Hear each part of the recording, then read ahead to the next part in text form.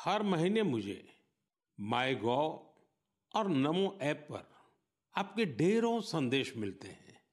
कई संदेश मेरे मन को छू लेते हैं तो कुछ गर्व से भर देते हैं। कई बार तो इन संदेशों में हमारी संस्कृति और परंपराओं के बारे में अनोखी जानकारी मिलती है। इस बार जिस संदेश ने मेरा ध्यान खींचा उसे मैं आपसे साझा करना चाहता हूँ। वाराणसी के अथर्व कपूर, मुंबई के आर्यश लिखा और अत्रेय मान ने मेरी हाल की मॉरिशस यात्रा पर अपनी भावनाएं लिखकर भेजी है। उन्होंने लिखा है, इस यात्रा के दौरान गीत गवई की परफॉर्मेंस से उन्हें बहुत आनंद आया। पूर्वी उत्तर प्रदेश और बिहार से आए बहुत सारे पत्रों में मुझे ऐसी ही भावुकता देखने को मिली है। मॉरिशस में गीत गवई की शानदार परफॉर्मेंस के दौरान मैंने वहां जो महसूस किया वो वाकई अद्भुत है। साथियों, जब हम जड़ से जुड़े रहते हैं तो कितना ही बड़ा तूफान आए, तूफान हमें उखाड़ नहीं पाता। आप कल्पना करिए, करीब 200 साल पहले भारत से कई लोग गिरमिटिया मजदूर के रूप में मॉरिशस गए थे। किसी को नहीं पता था कि आगे क्या होगा, लेकिन समय के साथ वे वहां रस बस गए। मॉरिशस में उन्होंने अपनी एक बड़ी पहचान बनाई। उन्होंने अपनी विरासत को सहेज कर रखा और जड़ों से जुड़े रहे। मॉरिशस ऐसा अकेला उदाहरण नहीं है। पिछले साल जब मैं गयाना गया था तो वहां की चौताल परफॉर्मेंस ने मुझे बहुत प्रभावित किया था। साथियों, अब मैं आपको एक ऑडियो सुनाता हूं।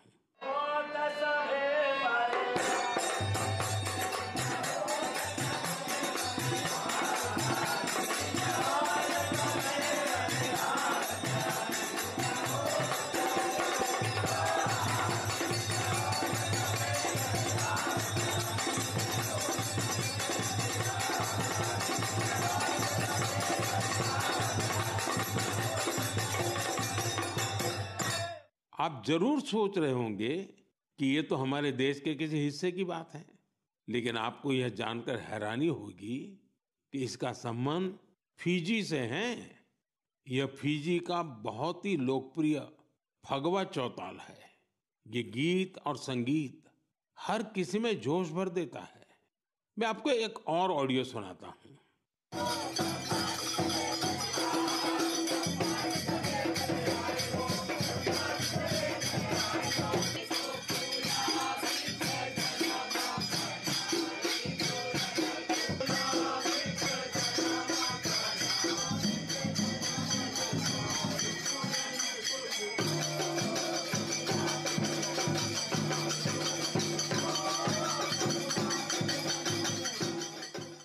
ये ऑडियो सूरीनाम का चौताल है। इस कार्यक्रम को टीवी पर देख रहे देशवासी सूरीनाम के राष्ट्रपति और मेरे मित्र चान संतोखी जी को इसका आनंद लेते हुए देख सकते हैं। बैठक और गानों की यह परंपरा त्रिनिदाद एंड टोबैगो में भी खूब लोकप्रिय है। इन सभी देशों में लोग रामायण खूब पढ़ते हैं। यहाँ फगवा बहुत लोकप्रिय है और सभी भारतीय पर्व त्योहार पूरे उत्साह के साथ मनाए जाते हैं। उनके कई गाने भोजपुरी, अवधी या मिश्रित भाषा में होते हैं। कभी कभार ब्रज और मैथिली का भी उपयोग होता है। इन देशों में हमारी परंपराओं को सहेजने वाले सभी लोग सराहना के पात्र हैं। साथियों, दुनिया में ऐसे कई संगठन भी हैं जो वर्षों से भारतीय संस्कृति को संरक्षित करने का कार्य कर रहे हैं। ऐसा ही एक संगठन है Singapore Indian fine arts society. भारतीय नृत्य, संगीत और संस्कृति को संरक्षित करने में जुटे इस संगठन ने अपने गौरवशाली 75 साल पूरे किए हैं। इस अवसर से जुड़े कार्यक्रम में सिंगापुर के राष्ट्रपति श्रीमान थरमन शनमुगरत्नम जी गेस्ट ऑफ ऑनर थे। उन्होंने इस ऑर्गेनाइजेशन के प्रयासों की खूब सराहना की। मैं इस टीम को अपनी ढेर सारी शुभकामनाएं देता हूं। साथियों, मन की बात में हम देशवासियों की उपलब्धियों के साथ ही अक्सर सामाजिक विषयों को भी उठाते हैं। कई बार चुनौतियों पर भी चर्चा होती है।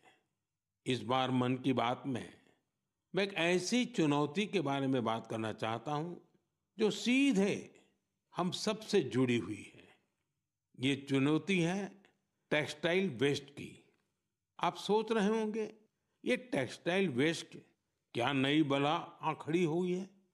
दरअसल टेक्सटाइल वेस्ट पूरी दुनिया के लिए नई चिंता की एक बड़ी वजह बन गया है। आजकल दुनिया भर में पुराने कपड़ों को जल्द से जल्द हटाकर नए कपड़े लेने का चलन बढ़ रहा है। क्या आपने सोचा है कि जो पुराने कपड़े आप पहनना छोड़ देते हैं, उनका क्या होता है? यही टेक्सटाइल वेस्ट बन जाता है। इस विषय में बहुत सारी ग्लोबल रिसर्च हो रही है। एक रिसर्च में ये सामने आया है, सिर्फ 1% से भी कम टेक्सटाइल वेस्ट को नए कपड़ों में रिसाइकिल किया जाता है। 1% से भी कम। भारत दुनिया का तीसरा ऐसा देश है जहां सबसे ज्यादा टेक्सटाइल वेस्ट निकलता है। यानी चुनौती हमारे सामने भी बहुत बड़ी है। लेकिन मुझे खुशी है कि हमारे देश में इस चुनौती से निपटने के लिए कई सराहनीय प्रयास किए जा रहे हैं। कई भारतीय स्टार्टअप्स ने टेक्सटाइल रिकवरी फैसिलिटीज पर काम शुरू किया है। कई ऐसी टीमें हैं जो कचरा बीनने वाले हमारे भाई बहनों के सशक्तिकरण के लिए भी काम कर रही हैं। कई युवा साथी सस्टेनेबल फैशन के प्रयासों में जुड़े हैं। वे पुराने कपड़ों और जूते चप्पलों को रिसाइकल कर जरूरतमंदों तक पहुंचाते हैं।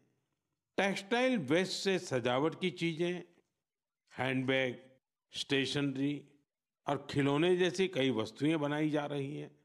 कई संस्थाएं आजकल सर्कुलर फैशन ब्रांड को पॉपुलर बनाने में जुटी हैं। नए नए रेंटल प्लेटफॉर्म भी खुल रहे हैं जहां डिजाइनर कपड़े किराए पर मिल जाते हैं।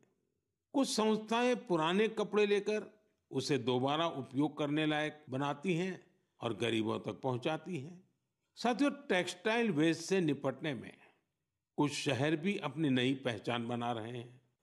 हरियाणा का पानीपत टेक्सटाइल रिसाइकलिंग के ग्लोबल हब के रूप में उभर रहा है।